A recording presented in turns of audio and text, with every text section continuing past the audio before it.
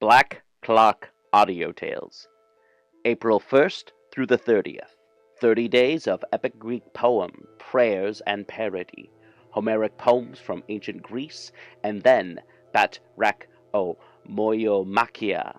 Brought to you by BunnySlippers.com. Check out their Dino Sound Slippers. You heard what they are.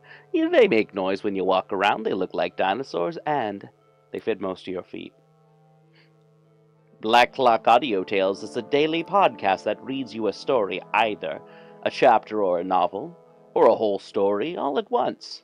Join us as we explore all kinds of cool, spooky stories, folklore, epic Greek narratives such as the Iliad. Look for our podcast near, the loose stone by the river, or wherever you find your podcasts. We suggest Podbean, Apple Podcasts, and Stitcher. Oh, we're also now on Spottable, so check us out on Spottable. Find us at PGTTCM and at Black Clock Audio on Instagram, Twitter, and Facebook, and Black Clock Audio Tales on the YouTube. Welcome to Black Clock Audio Tales. Check out our new website over at PGTTCM, edited by Daniel Spitzer, music by Kevin MacLeod. Help support the show by going to paypal.me/pgttcm and donate $1 or $5 to pgttcm.podbean.com or become a patron. Buy a cool shirt from pgttcm.threadless.com. Black Clock Audio Tales is part of the Dark Myths Collective. Learn more at darkmyths.org. Thank you, and enjoy. The Iliad by Homer. Translated by Samuel Butler. Book 11. In the forenoon, the fight is equal, but Agamemnon turns over the day towards the Achaeans until he gets wounded and leaves the field. Hector then drives everything before him till he is wounded by Diomed. Paris wounds Diomed. Ulysses, Nestor, and Idomeneus perform prodigies of valour. Machaon is wounded. Nestor drives him off in his chariot. Achilles sees the pair driving towards the camp and sends Patroclus to ask who it is that is wounded. This is the beginning of evil for Patroclus. Nestor makes a long speech. And now, as dawn rose from her couch beside Tithonus, harbinger of light alike to mortals and immortals, Jove sent fierce discord with the ensign of war in her hands to the ships of the Achaeans. She took her stand by the huge black hull of Ulysses' ship, which was middlemost of all, so that her voice might carry farthest on either side, on the one hand towards the tents of Ajax, son of Telamon, and on the other towards those of Achilles. For these two heroes, well assured of their own strength, had valorously drawn up their ships at the two ends of the line.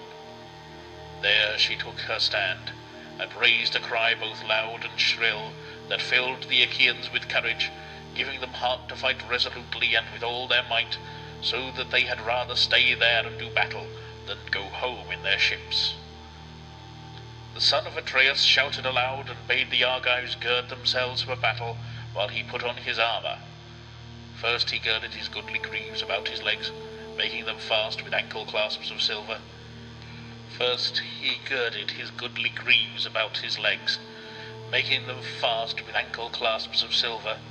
And about his chest he set the breastplate which Cinyras had once given him as a guest gift.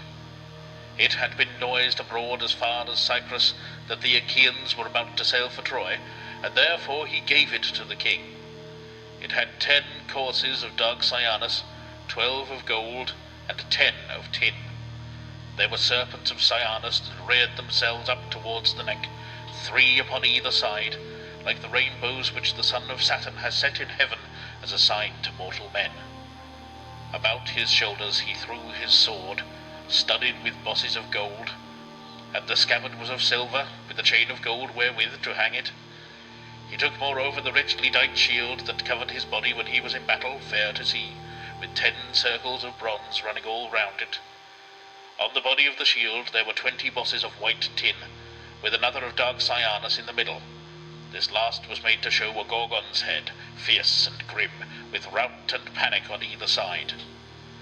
The band for the arm to go through was of silver, on which there was a writhing snake of cyanus with 3 heads that sprang from a single neck, and went in and out among one another. On his head Agamemnon set a helmet, with a peak before and behind, and 4 plumes of horsehair that nodded menacingly above it. Then he grasped 2 redoubtable bronze-shod spears, and the gleam of his armour shot from him as a flame into the firmament, while Juno and Minerva thundered in honour of the king of rich Mycenae.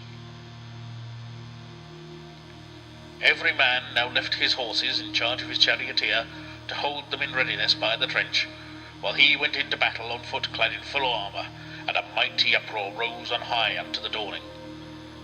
The chiefs were armed and at the trench before the horses got there, but these came up presently. The son of Saturn sent a portent of evil sound about their host, and the dew fell red with blood, for he was about to send many a brave man hurrying down to Hades. The Trojans, on the other side upon the rising slope of the plain, were gathered round great Hector, noble Polydamas, Aeneas, who was honoured by the Trojans like an immortal, and the 3 sons of Antenor, Polybus, Agenor, and young Acamas, beauteous as a god. Hector's round shield showed in the front rank, and as some baneful star that shines for a moment through a rent in the clouds and it is again hidden beneath them, even so was Hector now seen in the front ranks, and now again in the hindermost, and his bronze armour gleamed like the lightning of aegis-bearing Jove. And now was a band of reapers mow swathes of wheat or barley upon a rich man's land, and the sheaves fall thick before them, even so did the Trojans and Achaeans fall upon one another. They were in no mood for yielding, but fought like wolves, and neither side got the better of the other. Discord was glad as she beheld them, for she was the only god that went among them. The others were not there, but stayed quietly, each in his own home, among the dells and valleys of Olympus. All of them blamed the son of Saturn for wanting to give victory to the Trojans, but Father Jove heeded them not. He held aloof from all, and sat apart in his all-glorious majesty, looking down upon the city of the Trojans, the ships of the Achaeans, the gleam of bronze, and alike upon the slayers, and on the slain. Now so long as the day waxed and it was still morning, the darts rained thick on one another, and the people perished. But as the hour drew nigh, when a woodman working in some mountain forest will get his midday meal, for he has felled till his hands are weary, he is tired out, and must now have food. Then the Danaans, with a cry that rang through all their ranks, broke the battalions of the enemy. Agamemnon led them on, and slew first Bienor, a leader of his people, and afterwards his comrade and charioteer Oileus, who sprung from his chariot and was coming full towards him. But Agamemnon struck him on the forehead with his spear.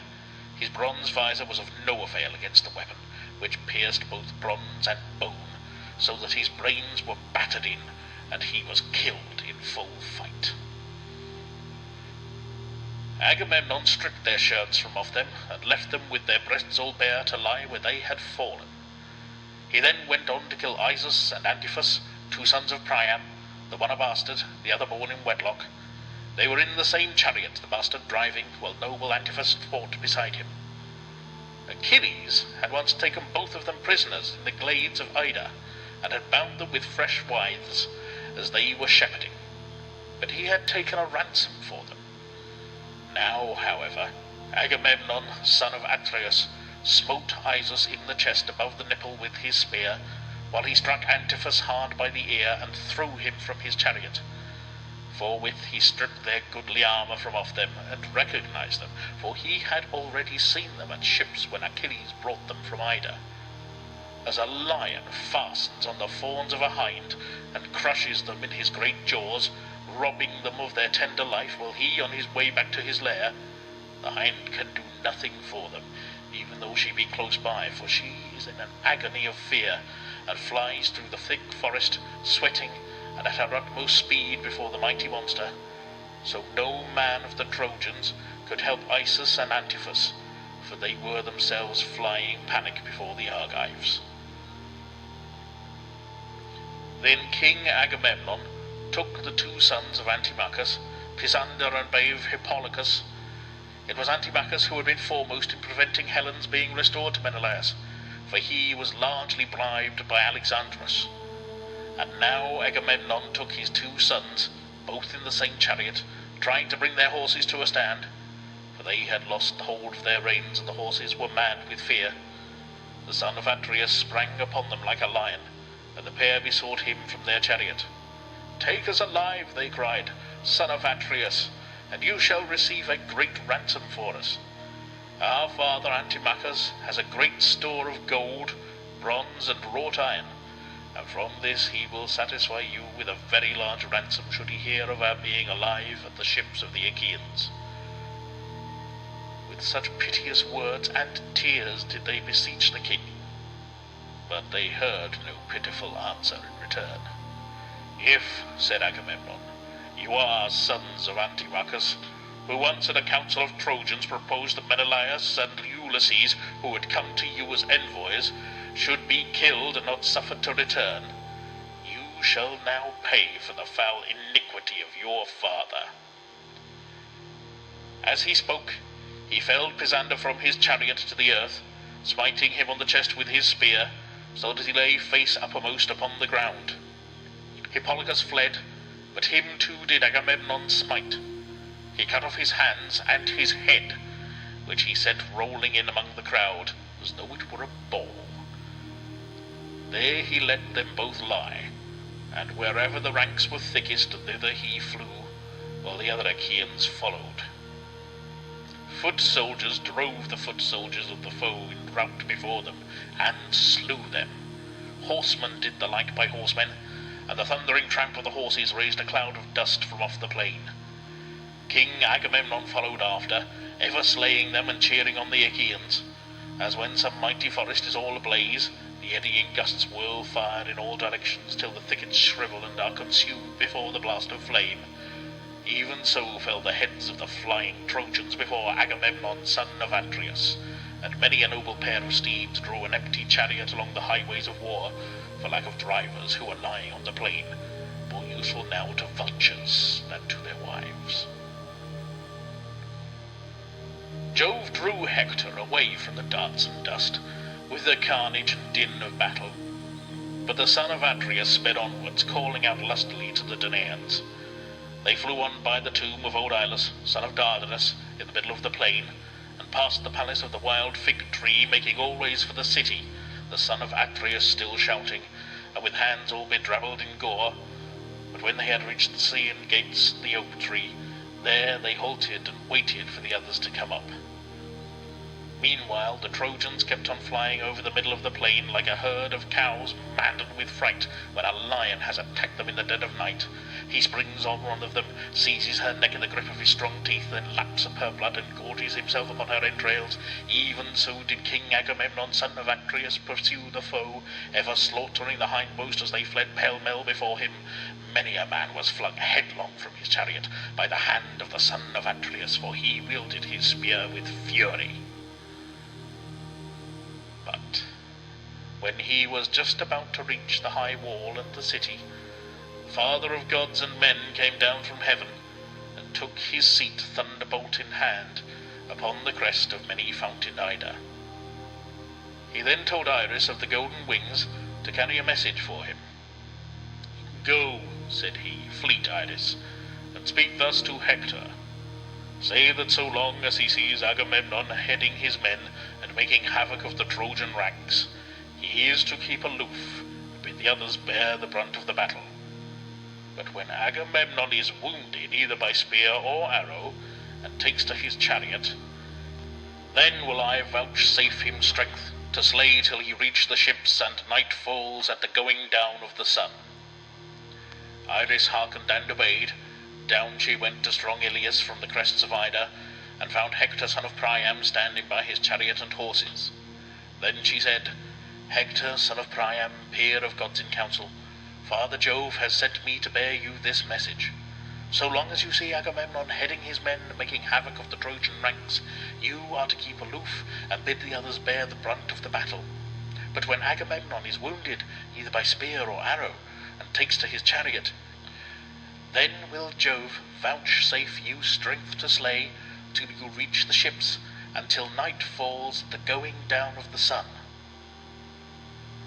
When she had thus spoken, Iris left him, and Hector sprang full armed from his chariot to the ground, brandishing his spear as he went about everywhere among the host, cheering his men on to fight, and stirring the dread strife of battle. The Trojans then wheeled round, and again met the Achaeans, while the Argives on their part strengthened their battalions. The battle was now in array, and they stood face to face with one another, Agamemnon ever pressing forward in his eagerness to be ahead of all others. Tell me now, ye muses that dwell in the mansions of Olympus, who, whether of the Trojans or of their allies, was first to face Agamemnon? It was Iphidamas, son of Antenor, man both brave and of great stature, who was brought up in fertile Thrace, the mother of sheep. Achilles, his mother's father, brought him up in his own house when he was a child, Achilles, father to fair Theano.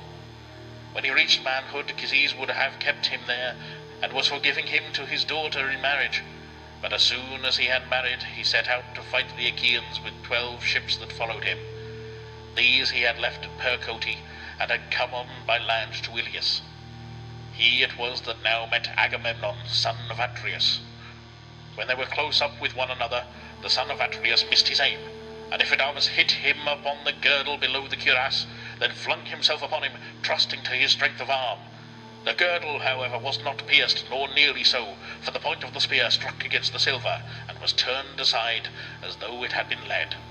King Agamemnon caught it from his hand, and drew it towards him with the fury of a lion. He then drew his sword, and killed Iphidamas by striking him on the neck.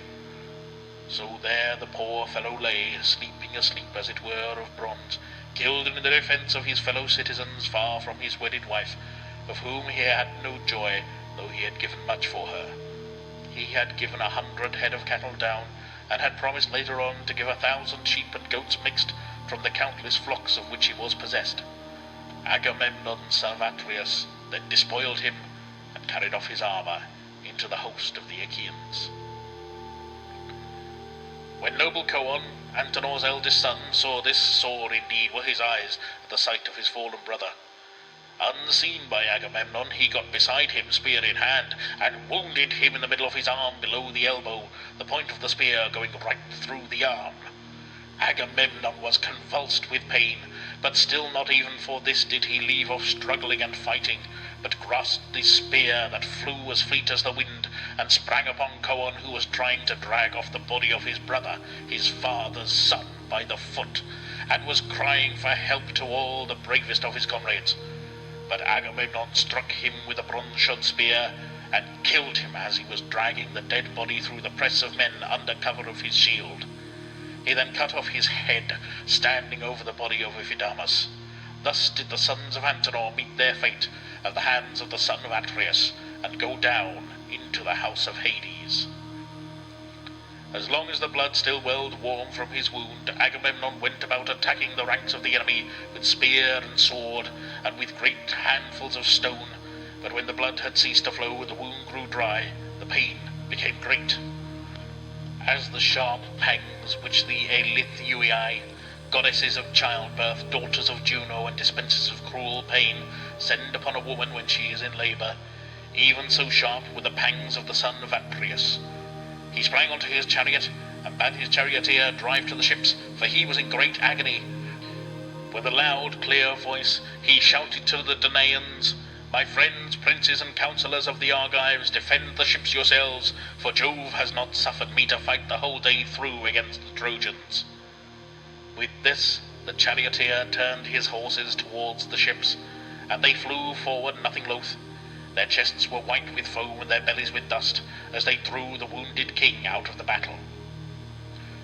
When Hector saw Agamemnon quit the field, he shouted to the Trojans and the Lycians, saying, "Trojans, Lycians, and Dardanian warriors, be men, my friends, and acquit yourselves in battle bravely. Their best man has left them, and Jove has vouchsafed me a great triumph. Charge the foe with your chariots, that you may win still greater glory."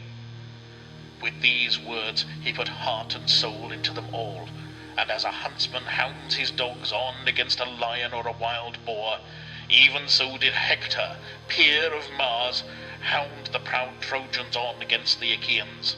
Full of hope, he plunged in among the foremost, and fell on the fight like some fierce tempest that swoops down upon the sea, and lashes its deep blue waters into fury. What, then, is the full tale of those whom Hector son of Priam killed in the hour of triumph which Jove then vouchsafed him? First Asius, Ortinus, and Opetes, Dolops son of Clytius, Opheltius, and Agelaus, Isimnus, Orus, and Hipponous, steadfast in battle, these chieftains of the Achaeans did Hector slay, and then he fell upon the rank and file, as when the west wind hustles the clouds of the white south and beats them down with the fierceness of its fury, the waves of the sea roll high, and the spray is flung aloft in the rage of the wandering wind, even so thick were the heads of them that fell by the hand of Hector. All had then been lost, and no help for it, and the Achaeans would have fled pell-mell to their ships, had not Ulysses cried out to Diomed, "Son of Tydeus, what has happened to us that we thus forget our prowess? Come, my good fellow, stand by my side and help me, which we shame forever if Hector takes the ships." And Diomed answered, "Come what may, I will stand firm, but we shall have scant joy of it, for Jove is minded to give victory to the Trojans rather than to us." With these words he struck Thymbraeus from his chariot to the ground, smiting him in the left breast with his spear, while Ulysses killed Molion, who was his squire. These they let lie now that they had stopped their fighting. The two heroes then went on playing havoc with the foe, like two wild boars that turn in fury and rend the hounds that hunt them. Thus did they turn upon the Trojans and slay them, and the Achaeans were thankful to have breathing time in their flight from Hector. They then took two princes with their chariot, the two sons of Merops of Percote, who excelled all others in the arts of divination. He had forbidden his sons to go to the war, but they would not obey him, for fate lured them to their fall. Diomed son of Tydeus slew both of them and stripped them of their armour, while Ulysses killed Hippodamus and Hyperochus. And now the son of Saturn, as he looked down from Ida, ordained that neither side should have the advantage, and they kept on killing one another. The son of Tydeus speared Agastrophus, son of Paeon, in the hip joint with his spear. His chariot was not at hand for him to fly with, so blindly confident had he been. His squire was in charge of it at some distance, and he was fighting on foot among the foremost till he lost his life. Hector soon marked the havoc Diomed and Ulysses were making, and bore down upon them with a loud cry, followed by the Trojan ranks. Brave Diomed was dismayed when he saw them, and said to Ulysses, who was beside him, "Great Hector is bearing down upon us, and we shall be undone. Let us stand firm and wait his onset."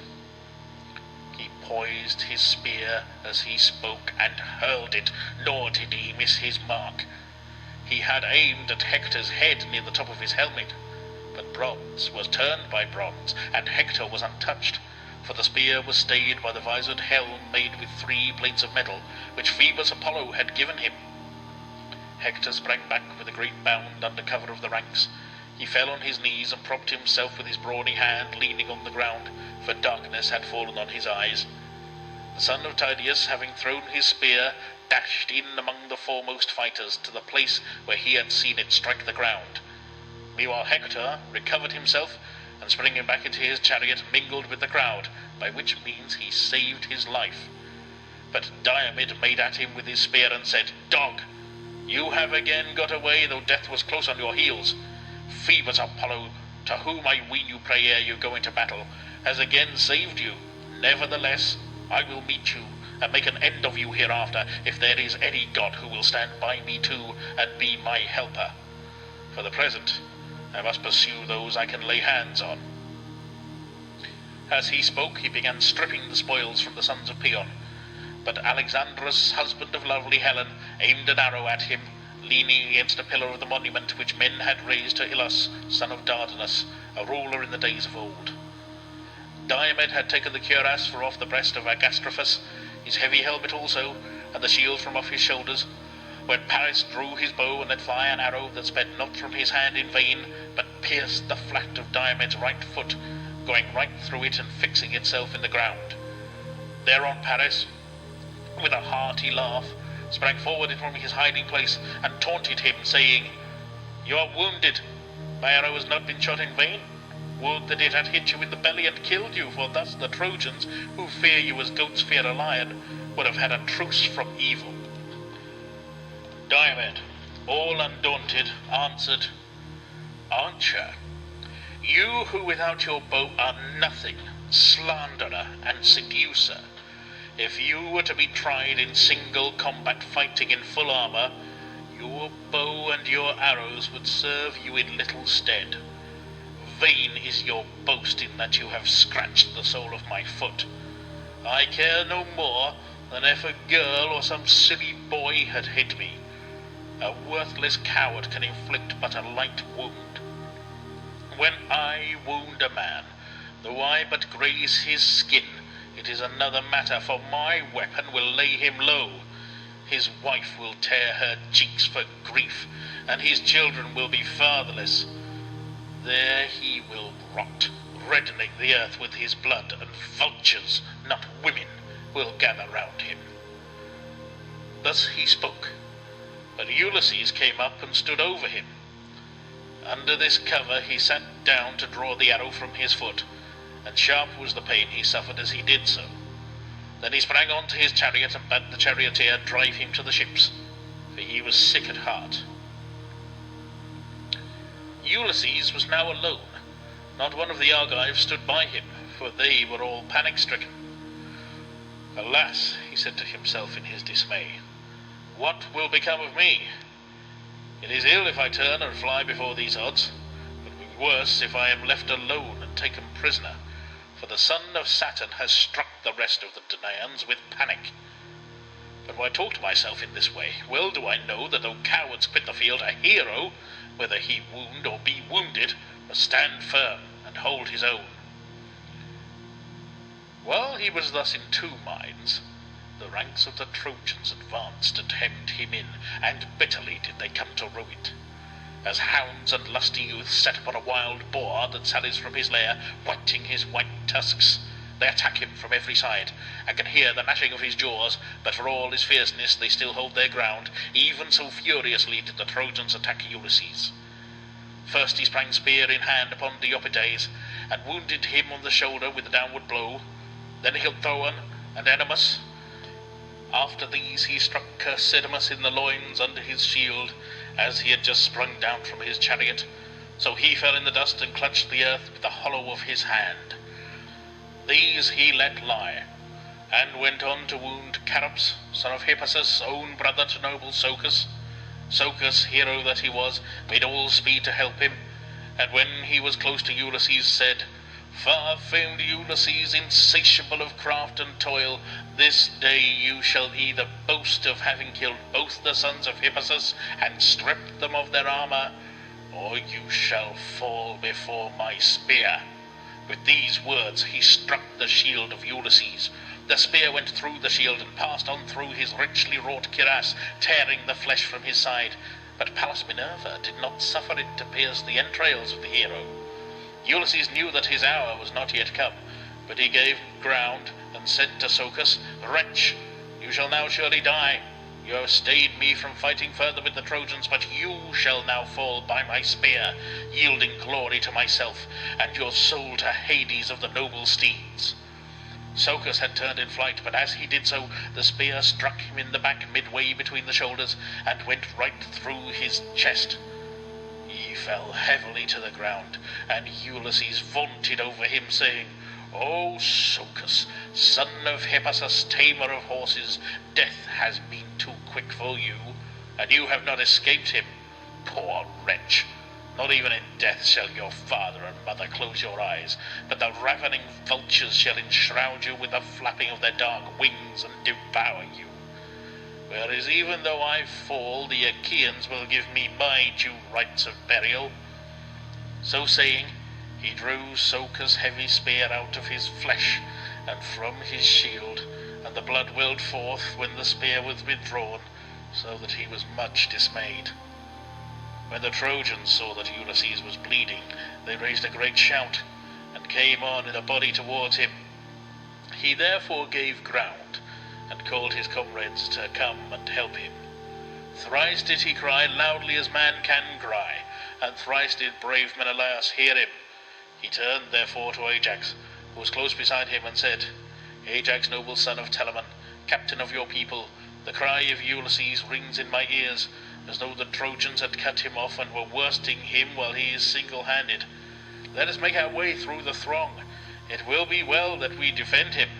I fear he may come to harm for all his valour if he be left without support, and the Danaans will miss him sorely. He led the way, and mighty Ajax went with him. The Trojans had gathered round Ulysses like ravenous mountain jackals round the carcass of some horned stag that has been hit with an arrow. The stag has fled at full speed so long as his blood was warm and his strength has lasted, but when the arrow has overcome him, the savage jackals devoured him in the shady glades of the forest. Then heaven sends a fierce lion thither, whereupon the jackals fly in terror, and the lion robs them of their prey. Even so did Trojans many and brave gather round crafty Ulysses, but the hero stood at bay, and kept them off with his spear.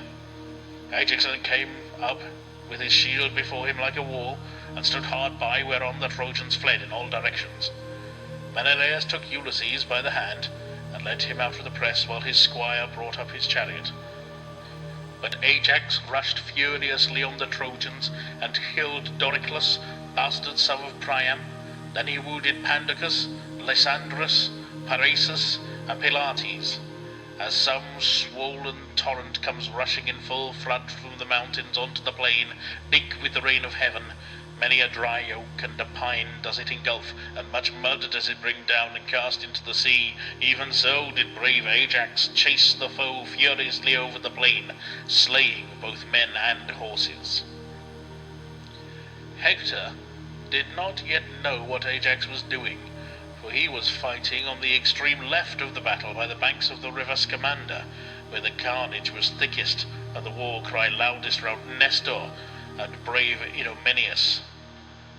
Among these Hector was making great slaughter with his spear and furious driving, and was destroying the ranks that were opposed to him. Still the Achaeans would have given no ground, had not Alexandrus, husband of lovely Helen, stayed the prowess of Machaon, shepherd of his people, by wounding him in the right shoulder with a triple barbed arrow. The Achaeans were in great fear that as the fight had turned against them, the Trojans might take him prisoner, and Idomeneus said to Nestor, Nestor, son of Neleus, honour to the Achaean name, mount your chariot at once. Take Machaon with you, and drive your horses to the ships as fast as you can. A physician is worth more than several other men put together, for he can cut out arrows and spread healing herbs. Nestor, knight of Gerene, did as Idomeneus had counselled. He at once mounted his chariot, and Machaon, son of the famed physician Asclepius, went with him. He lashed his horses, and they flew onward nothing loath towards the ships, as though of their own free will. Then Cabriones, seeing the Trojans in confusion, said to Hector from his place beside him, Hector, here are we two fighting on the extreme wing of the battle, while the other Trojans are in pell-mell rout, they and their horses. Ajax, son of Telamon, is driving them before him. I know him by the breadth of his shield. Let us turn our chariot and horses thither, where horse and foot are fighting most desperately, and where the cry of battle is loudest. With this he lashed his goodly steeds, and when they felt the whip, they drew the chariot full speed amongst the Achaeans and Trojans, over the bodies and shields of those that had fallen. The axle was bespattered with blood, and the rail round the car was covered with splashes, both from the horses' hoofs and from the tires of the wheels. Hector tore his way through and flung himself into the thick of the fight, and his presence threw the Danaans into confusion, for his spear was not long idle. Nevertheless he went among the ranks with sword and spear, and throwing great stones he avoided Ajax, son of Telamon, for Jove would have been angry with him if he had fought a better man than himself. Then Father Jove, from his high throne, struck fear into the heart of Ajax, so that he stood there dazed, and threw his shield behind him, looking fearfully at the throng of his foes, as though he were some wild beast, turning hither and thither, but crouching slowly backwards. As peasants, with their hounds, chase a lion from their stockyard, and watch by night to prevent his carrying off the pick of their herd, he makes his greedy spring, but in vain, for the darts from many a strong hand fall thick around him with burning brands that scare him for all his fury, and when morning comes he slinks, foiled and angry, away. Even so did Ajax, sorely against his will, retreat angrily before the Trojans, fearing for the ships of the Achaeans, or as some lazy ass that has had many a cudgel broken about his back, when he into a field begins eating the corn. Boys beat him, but he is too many for them, and though they lay about with their sticks, they cannot hurt him. Still, when he has had his fill, they at last drive him from the field. Even so did the Trojans and their allies pursue great Ajax, ever smiting the middle of his shield with their darts. Now and again he would turn and show fight, keeping back the battalions of the Trojans, and then he would again retreat.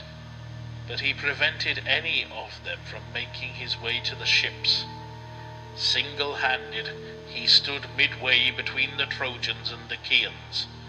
The spears that sped from their hands stuck some of them in his mighty shield, while many, though thirsting for his blood, fell to the ground ere they could reach him to the wounding of his fair flesh. Now when Eurypylus, the brave son of Euaemon, saw that Ajax was being overpowered by the rain of arrows, he went up to him and hurled his spear. He struck Apisaon, son of Phausius, in the liver below the midriff, and laid him low. Eurypylus sprung upon him and stripped the armour from his shoulders, but when Alexandrus saw him, he aimed an arrow at him which struck him in the right thigh. The arrow broke, but the point that was left in the wound dragged on the thigh. He drew back, therefore, under cover of his comrades to save his life, shouting as he did so to the Danaans, "My friends, princes and councillors of the Argives, rally to the defence of Ajax, who is being overpowered, and I doubt whether he will come out of the fight alive. Hither, then, to the rescue of great Ajax, son of Telamon." Even so did he cry when he was wounded. Thereon the others came near, and gathered round him, holding their shields upwards from their shoulders, so as to give him cover. Ajax then made towards them, and turned round to stand at bay as soon as he had reached his men. Thus then did they fight as it were a flaming fire. Meanwhile the mares of Neleus, all in a lather with sweat, were bearing Nestor out of the fight, and with him Machaon, shepherd of his people. Achilles saw and took note, for he was standing on the stern of his ship, watching the hard stress and struggle of the fight. He called from the ship to his comrade Patroclus, who heard him in the tent and came out looking like Mars himself. Here indeed was the beginning of the ill that presently befell him. "Why," said he, "Achilles, do you call me? What do you want with me?" And Achilles answered, "Noble son of Menoetius, a man after my own heart, I take it that I shall now have the Achaeans praying at my knees, for they are in great straits. Go, Patroclus, and ask Nestor who it is that he is bearing away wounded from the field. From his back, I should say, it was Machaon, son of Asclepius, but I could not see his face, for the horses went by me at full speed." Patroclus did as his dear comrade had bidden him, and set off running by the ships and tents of the Achaeans. When Nestor and Machaon had reached the tents of the son of Neleus, they dismounted, and an esquire, Eurymedon, took the horses from the chariot. The pair then stood in the breeze by the seaside to dry the sweat from their shirts. When they had so done, they came inside and took their seats. Fair Hecamede, whom Nestor had awarded him from Tenedos when Achilles took it, mixed them a mess. She was daughter of wise Arsinoe, and the Achaeans had given her to Nestor because he excelled all of them in counsel. First, she set for them a fair and well-made table that had feet of cyanus. On it there was a vessel of bronze and an onion to give relish to the drink, with honey and cakes of barley meal. There was also a cup of rare workmanship, which the old man had brought with him from home, studded with bosses of gold. It had 4 handles, on each of which there were 2 golden doves feeding, and it had 2 feet to stand on. Anyone else would hardly have been able to lift it from the table when it was full, but Nestor could do it quite easily. In this the woman, as fair as a goddess, mixed them a mess with Pramnian wine. She grated goat's milk cheese into it with a bronze grater, threw in a handful of white barley meal, and having thus prepared the mess, she bade them drink it. When they had done so, and had thus quenched their thirst, they fell talking with one another, and at this moment Patroclus appeared at the door. When the old man saw him, he sprang from his seat, seized his hand, led him into the tent, and bade him take his place among them. But Patroclus stood where he was, and said, "Noble sir, I may not stay, you cannot persuade me to come in. He that sent me is not one to be trifled with, and he bade me ask who the wounded man was whom you were bearing away from the field. I can now see for myself that he is Machaon, shepherd of his people. I must go back and tell Achilles. You, sir, know what a terrible man he is, and how ready to blame even where no blame should lie." And Nestor answered, "Why should Achilles care to know how many of the Achaeans may be wounded? He recks not of the dismay that reigns in our host. Our most valiant chieftains lie disabled. Brave Diomed, son of Tydeus, is wounded. So are Ulysses and Agamemnon. Eurypylus has been hit with an arrow in the thigh, and I have just been bringing this man from the field, he too wounded with an arrow. Nevertheless, Achilles, so valiant though he be, cares not, and knows no ruth. Will he wait till the ships, do what we may, are in a blaze, and we perish one upon the other? As for me, I have no strength nor stay in me any longer. Would that I were still young and strong, as in the days when there was a fight between us and the men of Elis about some cattle raiding. Then I killed Itomeneus, the valiant son of Hypericus, the dweller in Elis, as I was driving in the spoil. He was hit by a dart thrown by my hand while fighting in the front rank in defence of his cows, so he fell, and the country people about him were in great fear. We drove off a vast quantity of booty from the plain, 50 herds of cattle and as many flocks of sheep, 50 droves also of pigs and as many wide-spreading flocks of goats. Of horses, moreover, we seized 150, all of them mares, and many had foals running with them. All these did we drive by night to Pylos, the city of Neleus, taking them within the city, and the heart of Neleus was glad in that I had taken so much, though it was the first time I had ever been in the field.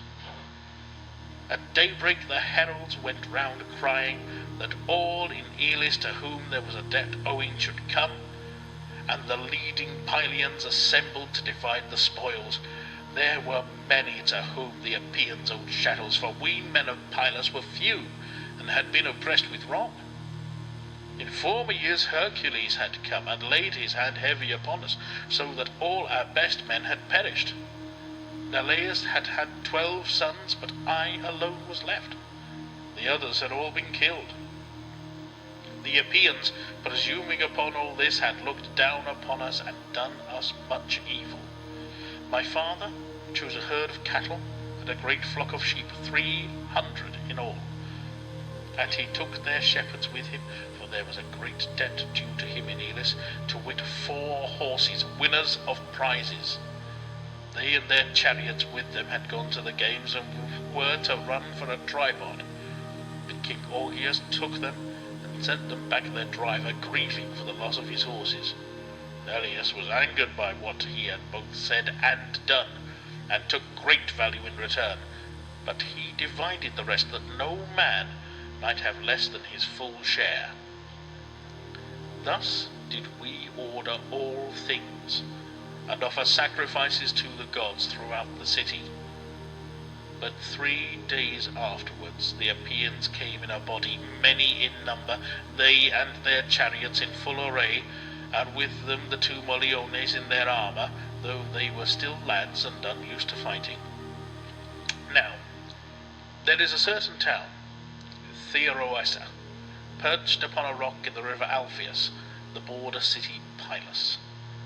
This they would destroy, and pitch their camp about it, but when they had crossed their whole plain, Minerva darted down by night from Olympus, and bade us set ourselves in array, and she found willing soldiers in Pylos, for the men meant fighting.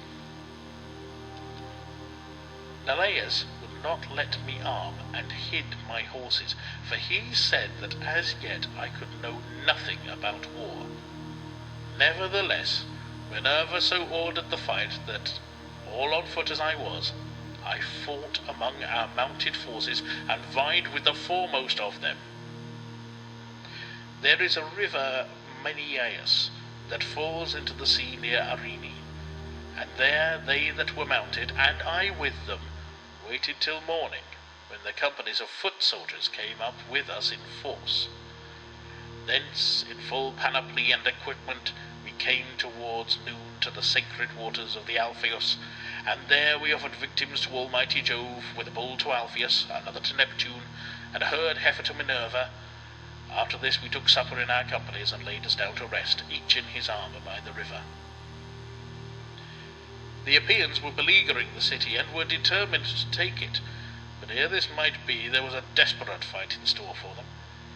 When the sun's rays began to fall upon the earth, we joined battle, praying to Jove and to Minerva, and when the fight had begun, I was the first to kill my man and take his horses, to wit, the warrior Milius.